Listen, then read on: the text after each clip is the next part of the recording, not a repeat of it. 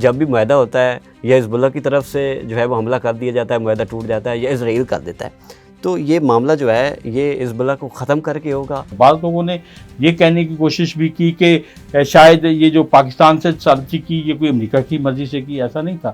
جب یہ معاہدہ ہو رہا تھا تو صدر ٹرمپ کی طرف سے یہ بیان آیا کہ اگر باقی ممالک جو میزائل ٹیکنالوجی ہے وہ رکھ سکتے ہیں تو ایران کیوں نہیں رکھ سکتے۔ بار بار ایرانی حکومت کی طرف سے یا ان کے جتنے بھی اسپوکس پرسن تھے ان کی طرف سے ایک جملہ بارہا کہا جاتا رہا کہ ہمیں اعتماد نہیں ہے، بھروسہ نہیں ہے کہ امریکہ کے ساتھ جو بھی ہم بات چیت کریں گے وہ اس پہ وہ قائم بھی رہے گا۔ السلام علیکم ناظرین، آپ دیکھ رہے ہیں مشرق ڈیجیٹل، میں ہوں محمد شعیب وینس اور میرے ساتھ موجود ہیں سینئر صحافی تجزیہ کار قمرزمان بھٹی اور سینئر صحافی اعجاز رائی صاحب۔ ایران اور امریکہ کے درمیان جو معاہدہ ہوا تھا اس میں 60 روزہ ایک روڈ میپ بنایا گیا تھا کہ 60 روز کے اندر جو ساری چیزیں ہیں وہ ڈیسائیڈ ہوں گی۔ ابنائے ہرمز کا معاملہ ہو، ایران کے میزائل ٹیکنالوجی کا معاملہ ہو، ان کی ایٹمی جو معاملات ہیں اس کے بارے میں فیصلہ ہونا تھا۔ لیکن ابھی جو ہے خبریں یہ آ رہی ہیں کہ ایران نے جو امریکی اڈے ہیں عرب ممالک میں ان پہ حملہ کیا۔ اس سے پہلے جو امریکہ ہے انہوں نے ایرانی ساحل پہ حملہ کیا ہے۔ ٹرمپ یہ کہہ رہے ہیں کہ سب سے پہلے ابنائے ہرمز میں ایران نے ایک جہاز کو نشانہ بنایا، اس کے جواب میں جو ہے امریکہ نے حملہ کیا۔ سر ابھی تو ایک ہفتہ بھی نہیں ہوا، یہ جو روڈ میپ بنا تھا اور یہ خلاف ورزی بھی ہو رہی ہے، ایک دوسرے پہ الزام لگایا جا رہا ہے کہ ایران نے خلاف ورزی کی، ٹرمپ کہہ رہے ہیں، ایران کہہ رہا ہے نہیں امریکہ نے پہلے حملہ کیا۔ تو پہلے بھی یہ کہا جا رہا تھا کہ یہ کوئی حتمی معاہدہ نہیں ہونے دیں گے، خاص طور پر کچھ فریق ہیں جس میں اسرائیل ہے یا باقی ہے، تو یہ ابھی معاملات آپ کو کہاں جاتے دیکھیں؟ بہت شکریہ ویس صاحب۔ یہ اصل میں یہ ہے کہ مطلب جس کو آپ کہہ رہے ہیں ہلکی پھلکی جھڑپوں کا ایک سلسلہ وہ رہنا ہے، اور مطلب ٹھیک ہے کہ دونوں ممالک کے درمیان ایک ایگریمنٹ ہو گیا، اس میں انٹرنیشنلی پاکستان اور قطر اور مطلب ایک پورا ثالثی کا کردار ہے، پوری چیزیں ہیں، اور اس دوران یہ حملہ ہونا جو ہے وہ بہت سارے لوگوں کی تشویش ہے۔ یہ کہیں ہمیں بھی، پاکستانیوں کی بھی تشویش ہوگی، دنیا کے جو امن کے لوگ ہیں جو چاہتے ہیں کہ اس دنیا کے اندر امن رہے اور ہو، تو ان کو بھی نیچرلی تشویش ہوگی۔ لیکن یہ آپ کہہ لیں راستے کے وہ پتھر ہیں جن کی کوئی اہمیت نہیں ہوتی، یہ جو ہلکے پھلکے جھڑپیں ہوتی ہیں۔ ایران کے اندر اٹس سیلف مطلب ان کے اندر ایک پورا ایک تضاد کا نظام موجود ہے، ان کے اندر بہت سارے ایسے لوگ ہیں جو ایران کی جو موجودہ حکومت ہے یا موجودہ سیٹ اپ ہے، جو اس کو پولیٹیکل سیٹ اپ کہتے ہیں، اس کے خلاف ایک پوری ریزسٹنس رکھتے ہیں، اور وہ پاسداران انقلاب کے اندر بھی لوگ ہیں اور بھی ہیں۔ آپ کہہ سکتے ہیں کہ ان کی ایک بہت ہارڈ لائن لیتے ہیں۔ جو اس وقت ایران کے اندر حکومت کا جو سیٹ اپ موجود ہے یہ اصلاح پسند لوگوں کے طور پہ کنسیڈر کیا جاتا ہے، کہ یہ کہتے ہیں کیونکہ جب ایران کے اندر انقلاب آیا تھا، اس انقلاب کے رد عمل میں جس طریقے سے امریکہ نے اس انقلاب کو کچلنے کی کوشش کی، اس کے بعد پوری لڑائی ہوئی، پورا ایک ایران کے اوپر کئی جنگیں مسلط کی گئی، سارا کچھ ہوا، تو اس کے اوپر ایرانی عوام کی طرف سے ایک ریئیکشن جو ہے وہ تسلسل کے ساتھ رہا ہے، اور اس میں امریکہ مرد آباد جو ہے، مرد آباد آپ سنتے ہوں گے، تو وہ پوری ایک تحریک جو ہے نا ہے، تو وہ پاسداران انقلاب کے اندر جو ہے وہ مطلب امریکہ کی کسی بھی صورتحال کو نا، جو کوئی اس طرح کے صورتحال ہو اس کو قبول نہیں کرتے۔ لیکن چونکہ اس وقت جو حالات ہوئے تھے اس میں پہلی مرتبہ امریکہ جب ایگریسو ہوا، امریکہ نے جب اٹیک کیا، تو اس کے بنا کے اوپر ایران کی اپنی سالمیت کا ایشو جو تھا نا وہ بہت نمایاں طور پہ ابھر کے سامنے آیا، اور جو ایران کے اندر اصلاح پسند لوگ ہیں جس میں آپ کہہ لیں احمدی نژاد بھی رہے ہیں اور یہ ساری موجودہ قیادت بھی ہے، انہوں نے پھر ایک راستہ نکالا کہ ہم بجائے اس کے کہ دنیا کی ایک سپر پاور کے ساتھ تسلسل کے ساتھ لڑتے رہیں اور لڑتے لڑتے اپنی پوری سالمیت، اپنی پورے ملک کو کھو دیں، اپنی ریاست کو کھو دیں، اپنے یہاں پورے علاقوں کو ملبے کا ڈھیر بنا دیں، اس کی بجائے کوئی ایک ایسا راستہ نکالا جائے۔ تو یہ جو راستہ تھا یہ دو طرفہ طور پہ نکلا گیا۔ بعض لوگوں نے یہ کہنے کی کوشش بھی کی کہ شاید یہ جو پاکستان سے سالچی کی یہ کوئی امریکہ کی مرضی سے کی، ایسا نہیں تھا، یہ دونوں ممالک کی مرضی سے پاکستان نے ثالثی کا کردار ادا کیا۔ آپ نے دیکھا کہ ہمارے فیلڈ مارشل جو ہے جب ایران گئے ہیں تو وہ بنیادی طور پہ اس بات کا ادا کرنا تھا، اس بات کا سامنے لانا تھا کہ یہ جو ہے ایران کی اپنی مرضی ہے اس میں اس سارے پیس پروسیس کے لیے، تو ان کی مرضی سے یہ ساری چیزیں ہوئی ہیں۔ اب جس شرط پسند ناصر کہہ لیں یا جو آپ کہہ لیں شریکے کی جنگ لڑنے والے کہہ لیں یا جو آپ کہہ لیں مخالف لابی ہے، وہ اپنا رول پلے کرتی ہے۔ اسرائیل امریکہ کی طرف سے اسرائیل جو ہے وہ شرارتیں کر رہا تھا، وہ چاہ رہا تھا کہ یہ معاہدہ نہ ہو، تو ایران کے اندر بھی بہت سارے لوگ تھے جو اسرائیل کی طرح सोच रखते हैं, उन्होंने इसी तरह की इशारा दी कि ये जंग हुई है। जी। अब लास्टली मैं सिर्फ ये कहना चाहूँगा कि इस जंग से ये मतलब बिल्कुल नहीं रहना चाहिए जो हल्की फुल्की झड़प हुई है कि ये मुआहदा नहीं होगा। ठीक है। मेरा ख्याल है ये मुआहदा मन तक ही अंजाम तक पहुँचेगा। इजाज़ राय साहब, जब ये मुआहदा हो रहा था तो सदर ट्रंप की तरफ से ये बयान आया कि अगर बाकी ममालिक जो मिज़ाइल टेक्नोलॉजी है वो रख सकते हैं तो ईरान क्यों नहीं रख सकता, और ये एक ऐसा बयान था जो हम एक्सपेक्ट नहीं कर रहे थे। अभी ईरान के जो मिज़ाइल और ड्रोन स्टोरेज है उनके मकामात पर ही हमले किए गए, उनके जो रिडार तनसीबात है उसको भी निशाना बनाया गया। तो ये कैसे देख रहे हैं? एक तरफ बयान ये देना, क्या ये जंगी हिकमत अमली है कि थोड़ा स्टे करें उसके बाद जो है वो हमला करें दुश्मन को पिछपा करने के लिए, या वाकई ये कुछ शरपसंद अनासर हैं, जिस तरह भट्टी साहब कह रहे थे कुछ देर के लिए ये झड़पें होंगी लेकिन मैदे पे कोई असर नहीं पड़ेगा? बहुत शुक्रिया शुएब। जो बैलिस्टिक मिसाइल्स के हवाले से सदर ट्रंप का बयान था कि जी बाकी उस खत्ते में अगर बाकी ममालिक के पास वो हैं तो ईरान भी रख सकता है, उसको भी इजाज़त होनी चाहिए। उस वक्त वो नौयत, वो वक्त और वो जो रिक्वायरमेंट थी वो मुआहदा होने जा रहा था। तो चीज़ें जो है वो उनको कूल डाउन करने के लिए या उनको ऐसी एक जो सोच पैदा करने के लिए, ऐसा माहौल बनाने के लिए कि हम दोनों ही चाह रहे हैं, यानी अमेरिका और ईरान चाह रहे हैं कि हम सुलह कर लें या किसी मुआहदे की तरफ बढ़े, जो कि भी चल भी रहा है। लेकिन ये जो अभी हालिया हमला है ईरान के ऊपर, और वो हुआ भी आपने जैसे कहा कि मिसाइल स्टोरेज पे और ड्रोन स्टोरेज पे है, जिसकी जो वजह बता रहे हैं अमरीकी या सेनेट कॉम का जो बयान आया कि जी पहले ईरान ने किसी बहरी जहाज पे हमला किया, मुबैना तौर पे उसे सिंगापुर फ्लैग जो है वो कहा जा रहा है कि वो जहाज था और बड़ा कीमती। अभी तो ट्रंप कह रहे हैं कि 4 जहाज़ों पे हमला हुआ है, 4 पे हुआ है जी। उसके अगेंस्ट हालांकि कोई जानी नुकसान नहीं हुआ, कोई बहुत बड़ा नुकसान उस बहरी जहाज का नहीं हुआ, कोई जहाज उस तरह से बनता नहीं था। लेकिन उनका ये कहना है, अमरीकी हुकाम का ये कहना है कि ये इसलिए किया गया कि आइंदा ईरान ऐसा कुछ ना करे। देखिए कोई तीसरी कुव्वत तो इसमें उसका नाम नहीं लिया जा रहा। मुबैना तौर पे कहा जा रहा है कि ईरान ने हमला किया पहले उस बहरी जहाज पे, उसको रोकने के लिए कि आइंदा कुछ ऐसे इकदाम और ना हो, हमले और ना हो, तो अमेरिका ने ये कार्रवाई की, जवाबी कार्रवाई, ताकि उसको रोका जा सके। ना तो इसमें इसराइल ना किसी और मुल्क का है। तीसरी कुव्वत इंसिस्ट तो कर सकती है किसी को, कोई इश्ताल तो दिला सकती है, लेकिन करने वाले तो ये दोनों ही। अगर ऐसा हुआ है कि ईरान की तरफ से पहला, जो कि ईरान बिल्कुल इसको डिनाई कर रहा है कि जी हमने किसी बहरी जहाज पे हमला नहीं किया। जो ख़ास बात है वो ये है, भट्टी साहब ने भी उसका जिक्र किया कि चलनी है, ये झड़पें थोड़ी बहुत चलनी है। जो पिछले 2-2.5 महीने से जो सिलसिला चला आ रहा था वो एकदम से तो नहीं रुकेगा, क्योंकि दोनों ने अपनी जो लोकल ऑडियंस है उसको उस हिसाब से जस्टिफाइड रखना है कि जी देखें हम मुआहदा करने के बावजूद भी या उस तरफ जाने के बावजूद भी जो ज़्यादती या गलती कर रहा है हमने उसको रोकना है, जो कि ईरान, इसका अमेरिका का ये मौक़िफ़ है।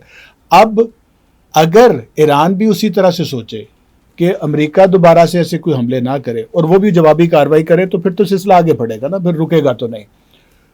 मेरा ये ख्याल है, ज़ाती तौर पे मैं ये समझता हूँ कि अगर उस बहरी जहाज़ पे जो भी हमला हुआ था पहले उसकी बाकायदा जो तहकीक कर ली जाती, उसका तयन कर लिया जाता कि असल में हुआ क्या है, वाक़या है क्या।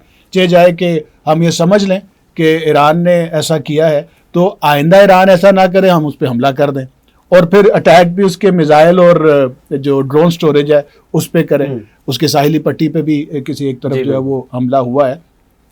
उस अमल को जो मुतासर करने के लिए ये काफ़ी है कि हम किसी भी मुल्क के अंदर जाकर उन ड्रोन्स को गिराना बनता था कि जिसके भी थे वो मुबैना तौर पर अगर ईरान के कहे जा रहे हैं तो वो गिराना बनता था, क्योंकि उसके ऊपरी डेक पे सिर्फ जो बहरी जहाज जिस पे हमला हुआ उस पर बहुत थोड़ा सा नुकसान है।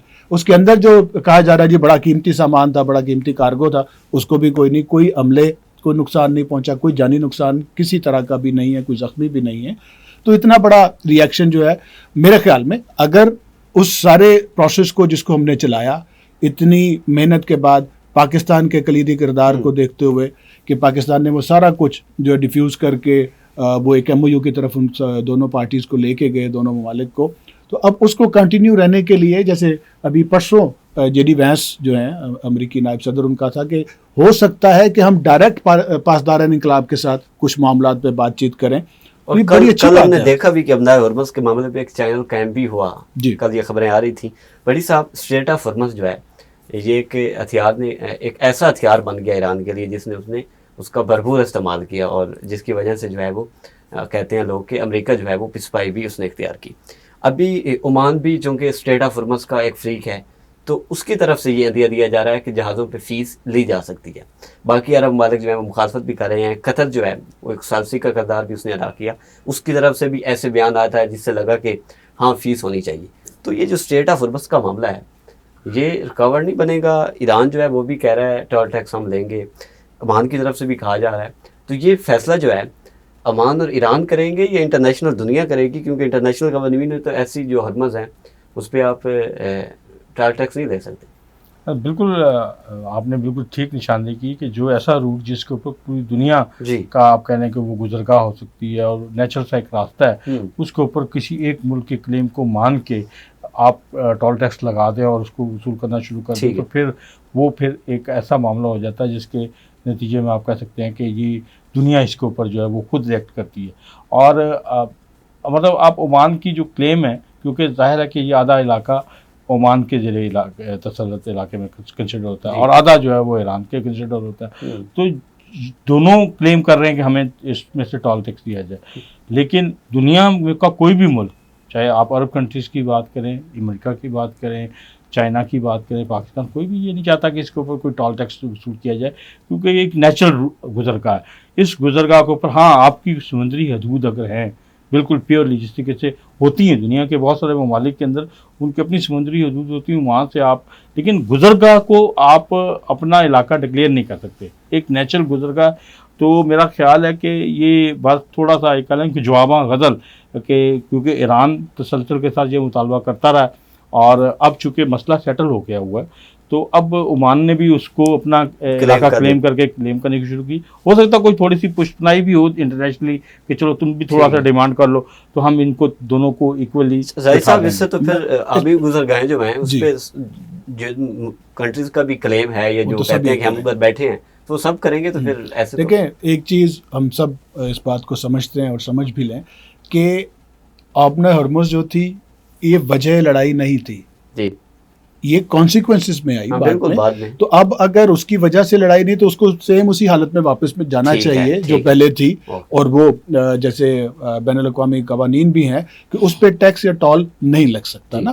تو اب اگر اس کو ہم جان بوجھ کے ایک وجہ تنازع بناتے رہے کہ نہیں ہم تو لیں گے یا لینے چاہیے، ہماری گزرگاہ ہے، ہمارے اس میں تصرف میں ہے یا ہمارے کنٹرول میں، تو ہم وہی کریں، چونکہ یہ کانسیکوینسز تھے، یہ وجہ لڑائی نہیں تھی، تو اس کو واپس اسی حالت میں جانا چاہیے جو پہلے تھی۔ ٹھیک ہے، امریکہ میں اسرائیل اور لبنان کے درمیان ایک معاہدہ ہوا ہے جنگ بندی کا، اس پر بات کریں گے ایک بریک کے بعد۔ گھر ہو وہاں سکون کا تحفظ ہو جہاں، اجوا سٹی لالیاں، الحمدللہ شیخو پورہ، خانیوال، ساہیوال، پاک پتن، عارف والا میں شاندار کامیابی کے بعد اب لالیاں میں ایک بے مثال ہاؤسنگ سوسائٹی اجوا سٹی لالیاں، خاص ان کے لیے جو بروقت سرمایہ کاری کی اہمیت کو جانتے ہیں، جہاں خوبصورت مین گیٹ، 80، 40 اور 35 فیٹ کے کشادہ carpeted roads, green belts, street lights, بجلی، گرینڈ جامعہ مسجد، قبرستان،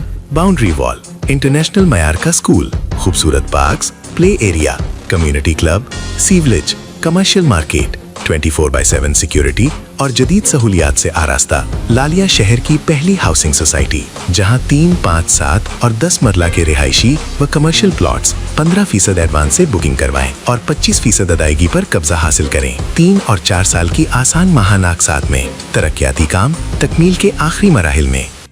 اجوا city, 2 kilometre Lalian Jhang road, mobile 0308 8470 555۔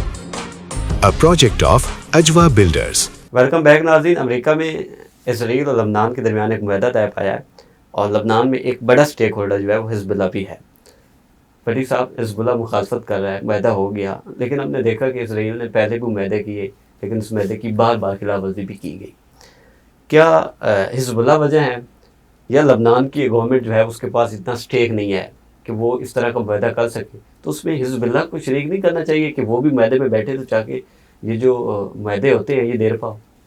آپ دیکھیں جو جتنے بھی ریاستوں کے درمیان معاہدے ہوتے ہیں نا، تو اس میں ریاست کا ہونا ضروری ہوتا ہے۔ ٹھیک ہے، حزب اللہ کی کوئی ایسی پوزیشن نہیں کہ اس کو آپ ریاستی ٹھیک ہو. اسٹیٹس دے سکے. ٹھیک. وہ آپ کے لیے ایک مزاحمتی فورس ہے اور اس کی مزاحمت کر جو آپ کہہ لیں وہ دائرہ کار ہے جو اس نے ایک اپنا ایم بنایا وہ یہ اسرائیل کی طرف سے جو تسلسل کے ساتھ وائلیشن ہوتی ہے تو اس ظلم اور جبر کے خلاف جو ہے نا انہوں نے اپنا ایک پورا ایک بنایا ہے اور اس کے مطابق وہ کام کرتے ہیں. اور وہ فلسطین کے اندر غزہ کے اندر بھی ایون لبنان کے اندر جہاں کہیں بھی اسرائیل کی تھوڑے اٹیک ہوتے ہیں ان کا ظلم ہوتا ہے تو اس کے اوپر وہ اپنا کرتے ہیں. تو حزب اللہ ان سارے عمل میں مطلب آپ کہہ لیں کہ ایک نان اسٹیٹ ایکٹرز کے طور پہ ایک مزاحمتی گروپ ہے. اسٹیٹ کون سی ہے؟ اسٹیٹ لبنان ہے. اسٹیٹ اگر مطلب ہم نہیں بے شک مانتے لیکن دنیا میں یا امریکہ جو ہے اسرائیل کو ایک اسٹیٹ کے طور پہ پریزنٹ کرتا ہے تو ان کی بھی ایک اسٹیٹ کے طور پہ پوزیشن ہے. ادھر لبنان کی ایک اسٹیٹ کے طور پر پوزیشن.